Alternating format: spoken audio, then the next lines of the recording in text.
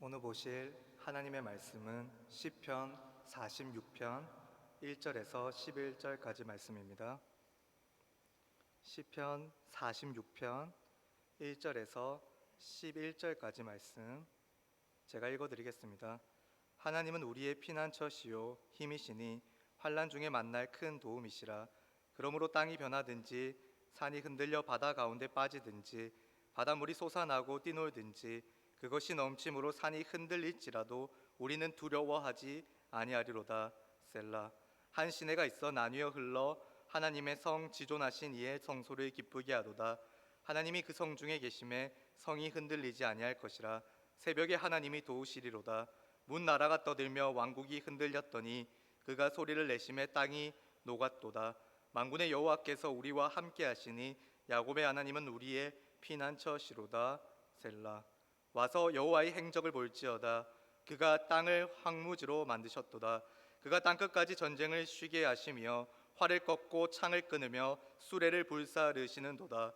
이르시기를 너희는 가만히 있어 내가 하나님 됨을 알지어다. 내가 문 나라 중에서 높임을 받으리라. 내가 세계 중에서 높임을 받으리라 하시도다. 만군의 여호와께서 우리와 함께 하시니 야곱의 하나님은 우리의 피난처시로다. 셀라. 아멘. 앞뒤 좌우로 한 번 더 인사하겠습니다. 주 안에서 함께함이 기쁩니다.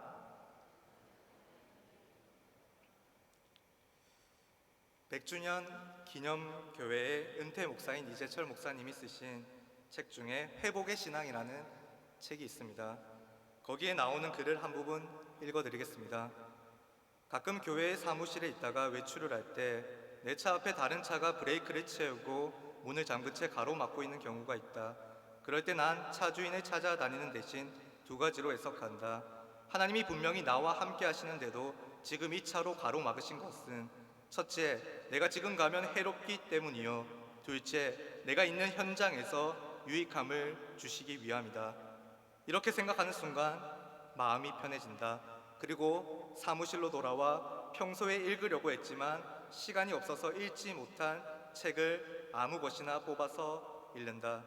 주일마다 성경을 순서대로 설교하기 때문에 나는 늘 다음 설교할 부분을 좀 더 설명할 길이 없을까 고민하는데 희한하게도 그때 읽은 책 속에서 필요로 하는 것을 발견할 때가 많다. 그 책은 성경과 전혀 상관없는 책인데도 거기에서 중요한 내용이 나온다. 이렇듯 하나님이 어떤 상황과 환경을 주셨다면 반드시 그것을 통해 우리에게 유익함을 주신다. 이를 믿고 기다리면 우리도 다윗과 같은 고백을 할 수 있을 것이다. 여러분, 언제나 우리와 함께 하시는 하나님을 믿으십니까? 우리 앞에 놓인 모든 상황을 하나님께서 주셨음을 믿으십니까?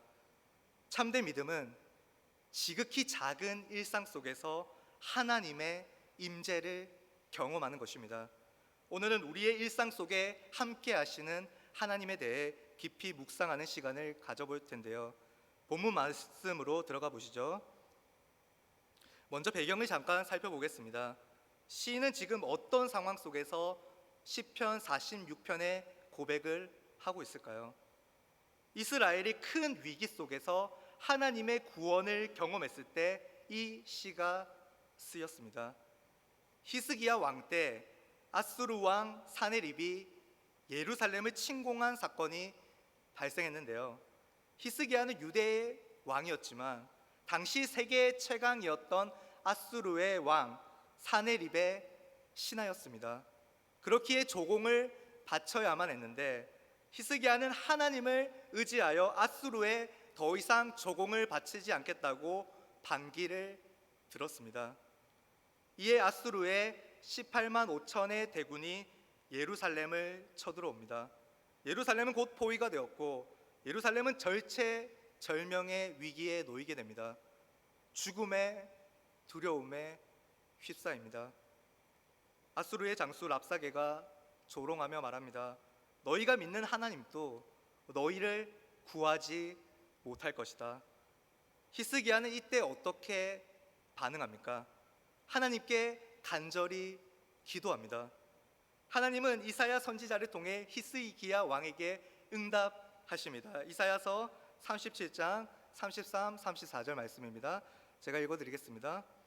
그러므로 여호와께서 아수르 왕에 대하여 이같이 이르시되 그가 이 성에 이르지 못하며 화살 하나도 이리로 쏘지 못하며 방패를 가지고 성에 가까이 오지도 못하며 흉벽을 쌓고 치지도 못할 것이요 그가 오던 길 곧 그 길로 돌아가고 이 성에 이르지 못하리라. 나 여호와의 말이니라. 하나님이 극적으로 개입하셔서 전쟁을 주관하십니다. 여호와의 사자가 나가서 단번에 아수르 군사 18만 5천 명을 죽입니다. 시인은 만군의 여호와 되시며 이스라엘 백성과 함께 하시는 하나님을 찬양합니다. 오늘 본문 시편 46편 1절부터 3절까지 말씀을 보십시오. 하나님은 우리의 피난처시요 힘이시니 환난 중에 만날 큰 도움이시라. 그러므로 땅이 변하든지 산이 흔들려 바다 가운데에 빠지든지 바닷물이 솟아나고 뛰놀든지 그것이 넘침으로 산이 흔들릴지라도 우리는 두려워하지 아니하리로다. 셀라. 시인은 먼저 인생 전체에 적용되는 하나님 신뢰를 고백합니다. 하나님은 우리의 피난처시요 힘이십니다. 인생의 위기가 닥칠 때마다 가장 먼저 달려갈 수 있는 가장 안전한 곳이 바로 하나님 품이라는 거죠. 땅이 변하고 산이 흔들리고 바닷물이 솟구쳐 넘쳐도 세상이 무너져 내릴 것 같은 너무도 두려운 상황 속에서도 흔들리는 우리의 마음 가운데서도 하나님은 흔들리지 않는 피난처가 되십니다. 이런 고백을 할 수 있는 이유는 하나님이 창조주 하나님이심을, 하나님이 구원자 하나님이심을, 하나님이 주권적으로 인생을 다스리고 계심을 시인이 신뢰하고 있기 때문입니다. 여러분, 히스기야가 급박한 상황 속에서도 가장 먼저 한 일이 기도라는 걸 주목해 보십시오. 이사야 37장 16절 말씀을 보면요, 그룹 사이에 계신 이스라엘 하나님 만군의 여호와여, 주는 천하 만국의 유일하신 하나님이시라. 주께서 천지를 만드셨나이다. 20절을 보면요, 우리 하나님 여호와여, 이제 우리를 그의 손에서 구원하사 천하 만국이 주만이 여호와이신 줄을 알게 하옵소서 하니라. 여러분, 히스기야처럼, 다윗처럼, 다니엘처럼 고난 속에서도 하나님께 간절히 기도하는 기도의 사람이십니까? 기도의 능력을 믿으십니까? 기도로 하나님과 교제하고 하나님께 더욱 가까이 나아가려고 노력하고 계십니까? 우리 삶에서 일하시는 하나님의 역사를 목도하고 계십니까? 오늘 본문 4절부터 7절까지의 말씀을 보면 시인이 삶 속에서 하나님의 임재를 특별하게 경험하는 것을 보여주고 있습니다. 예루살렘 성 안에 계신 하나님을 묘사하고 있죠. 4절부터 10절까지 말씀 제가 다시 읽어드리겠습니다. 한 시내가 있어 나뉘어 흘러 하나님의 성 곧 지존하신 이의 성소를 기쁘게 하도다. 하나님이 그 성 중에 계심에 성이 흔들리지 아니할 것이라. 새벽에 하나님이 도우시리로다. 문 나라가 떠들며 왕국이 흔들렸더니 그가 소리를 내심에 땅이 녹았도다. 만군의 여호와께서 우리와 함께 하시니 야곱의 하나님은 우리의 피난처시로다. 아멘. 한 시내가 있어 하나님의 성 예루살렘 성 그 지존하신 이의 성소를 기쁘게 하다. 실제로 예루살렘에 큰 강은 없습니다. 이는 비유적인 표현이죠. 하나님의 임재의 은혜를 생명수 같은 강물로 표현한 것입니다. 하나님의 보호하심이 성벽을 두르고 있습니다. 하나님이 그 성 중에 계심에 성이 흔들리지 아니할 것이라. 아수르 군대가 아무리 포위하고 위협해도 예루살렘은 무너지지 않았습니다. 실제적인 일상의 경험이죠. 만군의 여호와께서 우리와 함께 하시니 시인은 계속해서 임마누엘 신앙을 강조하고 있습니다. 하나님이 우리와 함께 계시니 우리는 특별한 평안을 누립니다. 하나님의 은혜의 날개 아래 거합니다. 만군의 여호와 하나님의 주권을 찬양하며 그분께 기도하며 삶의 요소들을 맡겨드릴 때 세상이 줄 수 없는 평강이 우리 삶을 따뜻하게 감쌉니다. 이는 우리가 실제적으로 삶에서 경험하는 일이죠. 여러분, 하나님과의 특별한 만남의 경험이 있으신가요? 중요한 건 우리가 세상으로부터 구별된 하나님의 자녀로 하나님을 의지하고 신뢰하며 살아갈 때 함께 하시는 하나님을 특별하게 경험하는 게 아니라 일상 속에서 지속적으로 경험한다는 사실입니다. 지금 우리 푸른 초장 교회에도 하나님의 임재가 가득한 줄 믿습니다. 푸른 초장 교회 성도들 한 사람 한 사람의 삶의 작은 자리에 하나님이 언제나 함께 하시는 줄 믿습니다. 오늘 시의 마지막 부분을 살펴보죠. 시편 46편 8절에서 11절까지 말씀 함께 읽겠습니다. 시작. 와서 여호와의 행적을 볼지어다. 그가 땅을 황무지로 만드셨도다. 그가 땅끝까지 전쟁을 쉬게 하시며 활을 꺾고 창을 끊으며 수레를 불사르시는도다. 이르시기를 너희는 가만히 있어 내가 하나님 됨을 알지어다. 내가 문 나라 중에서 높임을 받으리라. 내가 세계 중에서 높임을 받으리라 하시도다. 만군의 여호와께서 우리와 함께 하시니 야곱의 하나님은 우리의 피난처시로다. 셀라. 아멘. 시인은 하나님의 승리와 주권을 확신하는 고백을 하고 있습니다. 와서 여호와의 행적, 여호와가 하신 일을 보라. 하나님이 행하신 구원의 사건을 직접 보라는 초청의 고백입니다. 우리는 우리가 경험한 하나님의 구원을, 놀라운 복음을 주변에 선포하는 역할을 감당하죠. 너무도 특별한 경험이고 기쁨과 감격이 넘치기에 입술에서 이 고백이 흘러나오지 않을 수 없는 거죠. 그가 전쟁을 쉬게 하시며 활을 꺾고 창을 끊으시며, 하나님은 단순하게 이스라엘 나라의 보호자가 아니라 전쟁 자체를 끝내시는, 전쟁의 주관자 되시는 하나님이십니다. 세상에서 일어나는 모든 종류의 전쟁은 다 하나님께 속해 있습니다. 너희는 가만히 있어 내가 하나님 됨을 알지어다. 삶 속에서 주어지는 여러 상황을 인간의 힘으로 해결하는 게 아니라 하나님의 주권을 인정하며 잠잠히 신뢰하라는 말씀이죠. 그러고는 다시 만군의 여호와께서 우리와 함께 하시니로 시가 마무리되고 있는데요. 1절부터 3절에서 나타난 첫 신뢰와 4절에서 7절까지의 특별한 경험이 최종적으로 흔들리지 않는 확신으로 종결되고 있습니다. 여러분, 하나님은 인류의 역사의 주관자이시며 우리는 그분 안에서 흔들림 없는 확신을 가진 하나님의 자녀들입니다. 이를 확신하십니까? 여러분, 오늘의 고백이 우리의 신앙 고백이 되기를 원합니다. 일상 속에서 함께 하시는, 임재하시는 하나님을 경험하기 원합니다. 오늘의 말씀을 마무리하며 이 일상이라는 단어를 조금 더 묵상하기 원하는데요. 여러분, 우리는 주일에만 특별하게 하나님을 경험하는 게 아니라 일주일 내내 매 순간 하나님의 임재를 경험할 수 있습니다.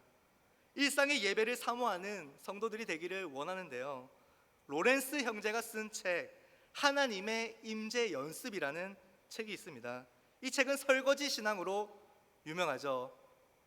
오늘 반찬팀 특성인데 좀 연관되나요? 네. 로렌스 형제는 17세기의 수도사인데 그는 유명한 신학자도 설교가도 아니었습니다.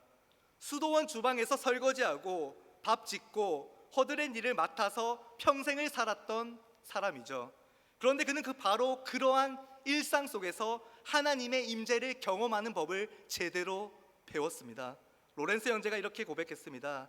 내가 큰 일을 하든 내가 작은 일을 하든 모든 것을 하나님을 사랑하는 마음으로 하겠다. 그는 예배당에서의 기도와 주방에서의 설거지를 구별하지 않았습니다. 설거지, 바닥 청소, 신발 수선 같은 가장 평범하고 하찮아 보이는 일도 하나님과의 교제가 될 수 있다고 보았습니다. 여러분, 일상의 작은 일도 하나님 앞에서 한다면 거룩한 일이 됩니다. 우리의 삶 전체가 예배의 자리입니다. 설거지처럼 단순하고 반복적인 일이라도 그 순간 주님, 저는 주님을 사랑합니다 라고 고백을 한다면 그 일은 곧 우리의 기도가 됩니다. 저는 사역과 2명의 남아의 연년생을 육아를 병행하고 있습니다. 바쁜 일상이 너무도 비슷한 일상이 쉴 새 없이 흘러가고 있죠. 그래서 계획했던 대로 가정 예배나 기도하는 일을 제대로 하지 못할 때가 너무도 많이 있습니다. 뭔가 시간을 정해놓고 가정 예배를 드리지 못해 아이들에게 신실한 아빠, 믿음의 가장의 모습이 되지 못하는 것 같아 너무 미안하고 때로는 스트레스를 받기도 합니다. 그러다가 얼마 전에 부모 학교를 듣던 중에 조금 인사이트가 있었는데요. 강사님이 길게 가정 예배하지 말고 딱 5분만 하라고 하셨습니다. 저는 바로 실천해 보았는데요. 아주 놀라운 건 첫째 아이가 아빠 저리가 엄마랑 할 거야 라고 하던 아이가, 제 말에 지지리도 안 되는 아이가 제가 잠언 말씀을 읽을 때 따라 읽고 제가 짧은 기도를 할 때 따라하는 것이었습니다. 예수님의 이름으로 기도합니다. 아멘. 그것을 따라하는 아이를 보면서 저는 하나님의 함께 하심을 가장 크게 경험했습니다. 교회에서 찬양하고 기도할 때보다 저희 아들 운이가 말씀과 기도를 따라할 때 가장 크게 하나님의 임재를 경험합니다. 하나님은 살아계시는구나. 여러분, 일상 속에서 하나님의 임재를 경험하고 계십니까? 우리가 늘 내뱉는 사도신경의 신앙 고백은 성부, 성자, 성령 하나님의 존재와 사역을 믿는 믿음을 고백하는 것입니다. 공예배에서 하는 사도신경의 고백은 사실은 우리의 일상의 고백이어야 합니다. 성부, 성자, 성령 하나님이 우리 일상 속에서 함께 역사하시고 계시기 때문입니다. 삼위일체 하나님의 연합적 역사가 과거부터 영원까지 우리 신자의 일생 속에 깃들어 있습니다.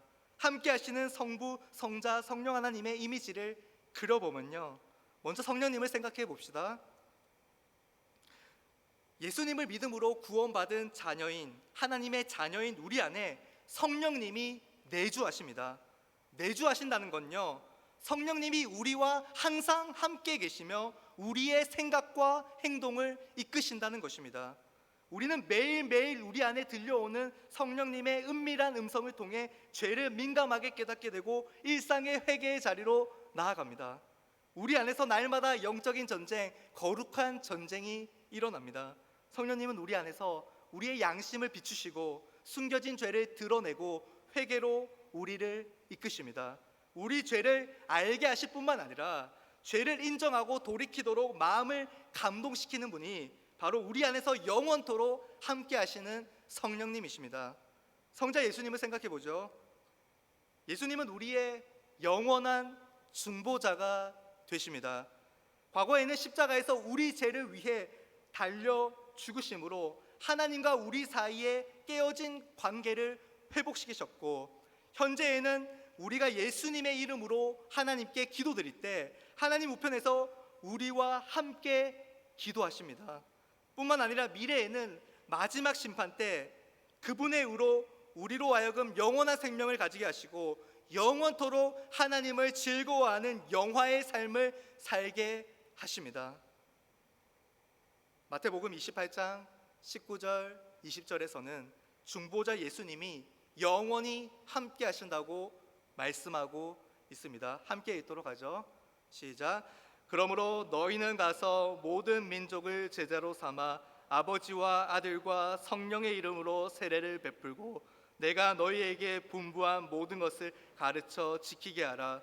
볼지어다 내가 세상 끝날까지 너희와 항상 함께 있으리라 하시니라. 아멘.